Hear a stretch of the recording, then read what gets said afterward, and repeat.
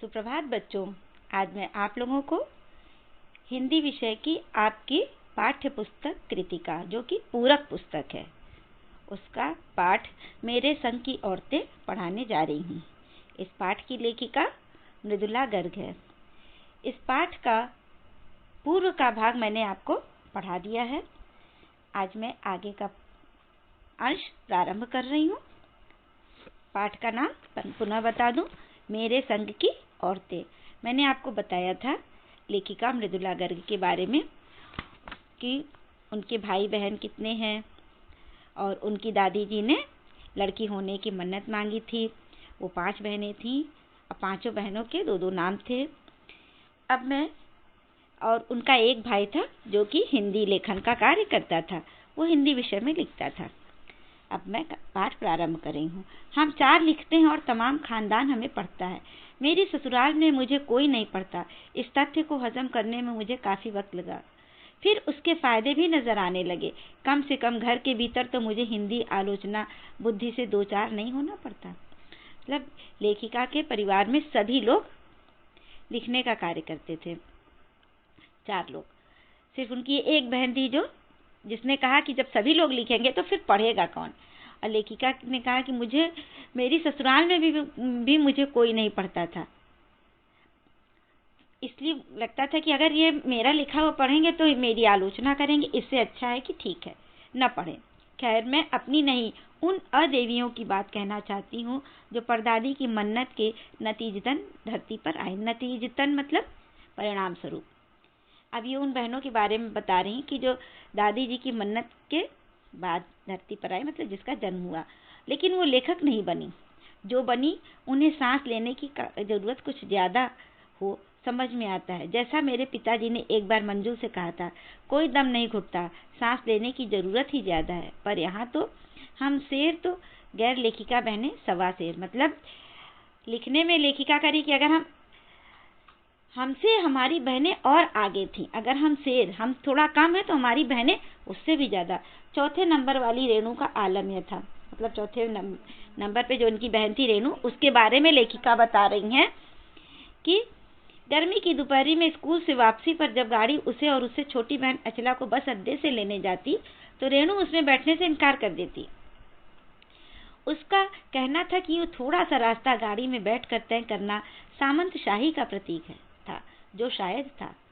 मतलब रेणु जो है, जब स्कूल से लौटने के लिए उस अचला को बस अड्डे से लेने जाती तो रेणु उसमें नहीं बैठती थी, मना कर देती थी।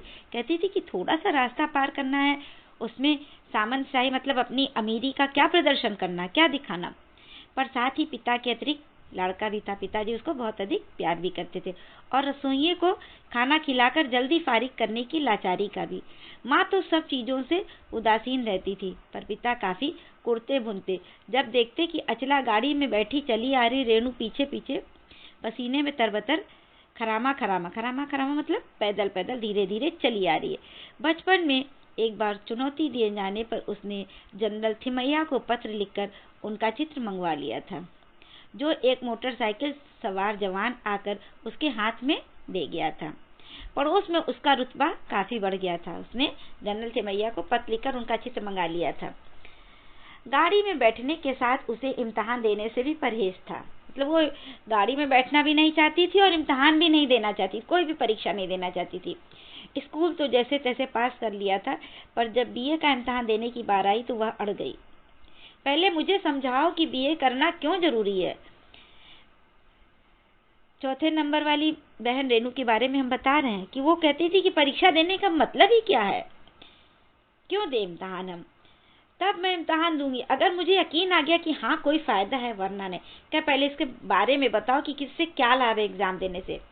हमने तरह तरह के तर्क दिए, मतलब तरह तरह की उदाहरण दिया कि परीक्षा देने से ये लाभ होता है, अपना आकलन होता है कि मुझे कितना आता। माँ ने कहा पिताजी से पूछो।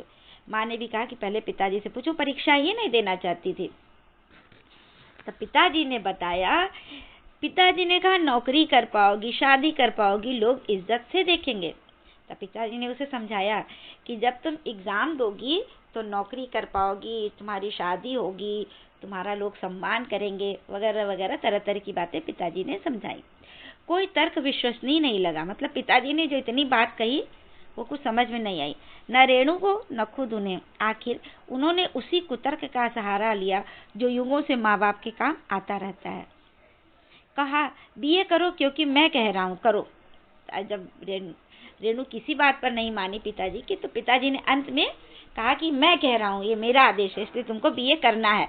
रेणु ने बीए तो कर लिया, पर सिर्फ पिता की खुशी के लिए, यानी पास होने लायक नंबर लाकर। तो रेणु ने भी बीए कर लिया पिताजी की खुशी के लिए, बस इतना ही नंबर ला पाई कि बस पासिंग मार्क मिल जाए। सच बोलने में वह माँ से भी 2 कदम आगे है।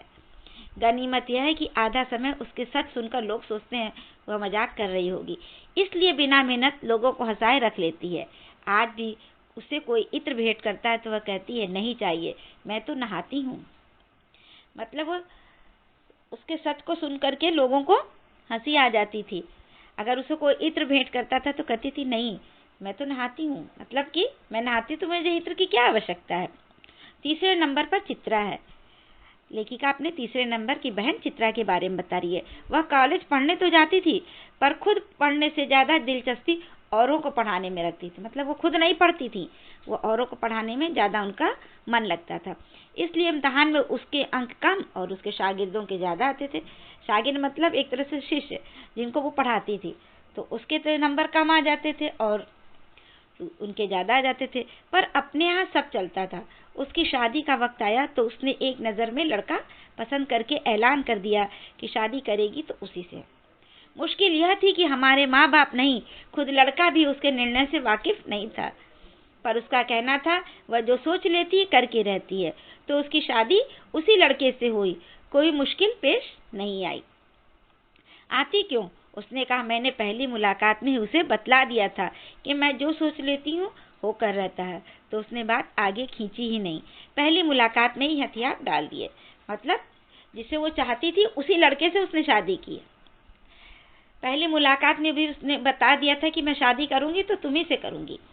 हमसे सबसे छोटी बहन अचला काफी दिनों तक कुछ कम खिसकी मालूम पड़ती रही। पिता का कहना मानकर पहले अर्थशास्त्र किया, फिर पत्रकारिता में दाखिला लिया। कम खिसकी मतलब उससे जो कोई कह देता था वही करती थी। पिता ने कहा कि पहले अर्थशास्त्र करे, फिर पत्रकारिता में दाखिला लिया, ढंग से पढ़ाई की और पास हुई।